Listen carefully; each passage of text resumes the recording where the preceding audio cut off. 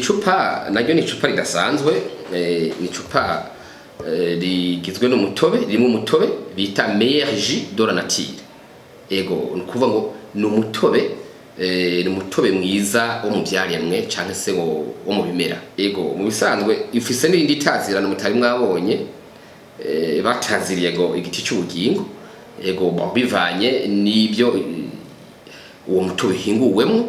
Ego ni umutobe mwiza cyane, kubijanye n'ico maze, kubijanye n'ico ufasha, nawe urafasha ibintu bitari bike cyane, kuko ubwa mbere twovuga yuko ufasha cyane kubijanye n'abantu bakunda kugira ikibazo cyo mu bihimba by'ihokero, tube digestif, cyangwa se mu gifaransa bo kwita les troubles digestifs, na cyane cyane nko kugumbiza, ukamufisa ingorane z'amara, ukamuraribwa mu mara yawe, ibibazo bitandukanye. Hama kandi uwo mutobe urafasha mbere no kugabanura isukari mu maraso, uragabanya isukari mu maraso. Hama kandi urafasha no kurinda kwamana uburuhe tacu buvuyeko, kwamana uburuhe, ibintu byo kwamuruha. Hama kandi rirafasha no kurinda ingwara, na cyane cyane cyo bita maladie infectieuse, na cyane cyane ziturutse bawuzica gutuma mbere warashaka umuntu yogira ikina ry'amaraso, cyo bita anemie, n'izindi ngwara zitandukanye. Hama uyu mutobe urafasha kandi no gufasha gukontorora igitigu, kugira ngo igitigu gishe gukora ibikorwa byaco kijejwe neza. Yego mu majambo birarinda igitigu ko kigwara, ko kigira ibibazo bitandukanye. Hama kandi ukongera ugaha n'igitigu ingufu, yego kugira ngo gikore ibikorwa byaco kijejwe.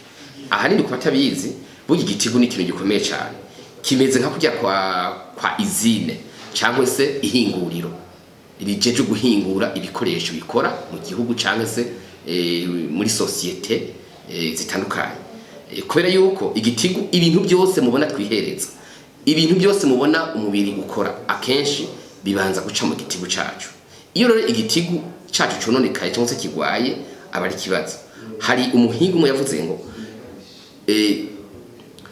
ni kuvuga ngo fata igitigu cyawe neza, zigama igitigu cyawe, naco kizoha gutora mu bihe bizoza.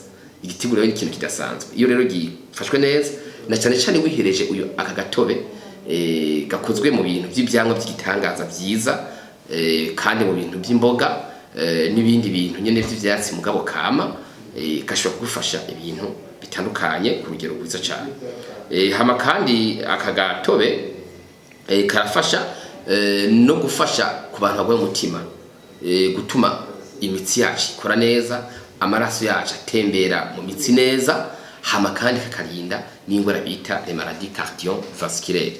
Ego twavuze babana bakunda kurwara ibintu, kugira ikibazo cy'imitsi, ugasanga udutsi turaturitse, ibyo bita AVC, cyangwa se ugasanga bagwaye bya bintu bita ngo angine de poitrine cyangwa se infarctus du myocarde. Uzokumva kenshi ugiye kwa muganga bashobora kukubarira ingwara zisa n'izo.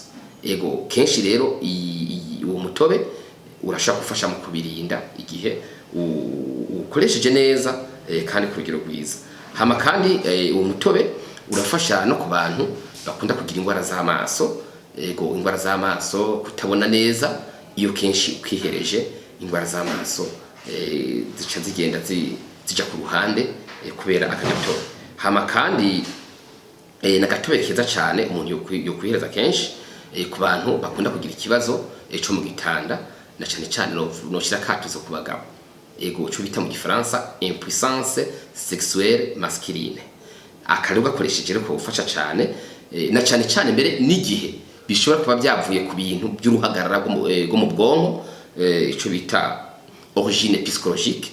Karafasha rero gutunganya ibyo bibazo, na cyane cyane narijya gafasha no kugabanya uruhagarara rwo mu bwonko, cyangwa se icyo bita stress mu gifaransa. Karafasha cyane kuri ibyo bibazo. Ni ukuvuga uyu mutobe mwiza cyane, ni uvuga ko mutobe gitangaza, nturinda kuwuteka cyangwa nturinda gushusha, uteguwe mu buryo umwuka nyene utarinze kuwuteka cyangwa kuwushusha. Ushobora gufata akarahure kawe gatoya cyane, ako bita ngo nyumba kumi, hari akarahure gatoya, umuntu ashaka gukoresha cyane se ako bitiriye ngo ni tasi ate agatasi gatoya kanywa icayi gatoya cyane ugacukanywa mu gitondo saa sita no ku mugoroba. Aha rero nko kuri babantu bafite ikibazo cyo kugumbiza akenshi dufise ibishinga ntaye ku bantu benshi batandukanye ko ugakoresheje gafise no kuvuga ngo gakuri igikorwa cyo gutuma umuntu yoroherwa mu buryo bunyarutse cyane katarinze guteba. Yego gafise effet rapide kubijanye na constipation cyo kubijanye no gutuma umuntu ashobora gusohora ibimurimo kubera ari ibintu gatunze byinshi cyane bita fibre végétale alimentaire kugero bushimishije cyane bishobora gufasha mu cyo gikorwa. Ntabwo dutanga ku gatase ahubwo dutanga iri cupa kunyene murabona ko ari cupa ryugaye neza ku buryo umuntu agyugurura agere yiheretse cyangwa se akugururira muhira igihe yifuje kugatwara kuko imitobe dutegura ku buryo umuntu ashobora kunywera ngaha ntabwo ari iyi ni imitobe itandukanye ishobora kuba iri aha muri firigo canke iri mu ducupa nyine twabigenewe mugabo tutarinda kubika. Iyo rero umuntu arayihereza ibihari mugabo uyu mutobe wowo ni umutobe ushobora kwihereza wawuguze wose cyangwa ukawihereza muhira. Ego murakoze cyane. Uyu mutobe ni kuvuga ngo abana bari munsi y'imyaka 3 ntitwokabaha ariko abana bari mu myaka 3 kuduga bivanye n'urugero umuntu arasha kukabaha. Yego nk'akarore nko ku mwana mutoya kuva ku myaka 3 gushaka ku myaka 5 uca ukoresha ku myaka 8 mo nantunga uca ukoresha akanusu kakagatasi kukuza ariko kuva ku myaka 9 yo fata no kuvuga urugero ko umuntu akuze nta ngorane.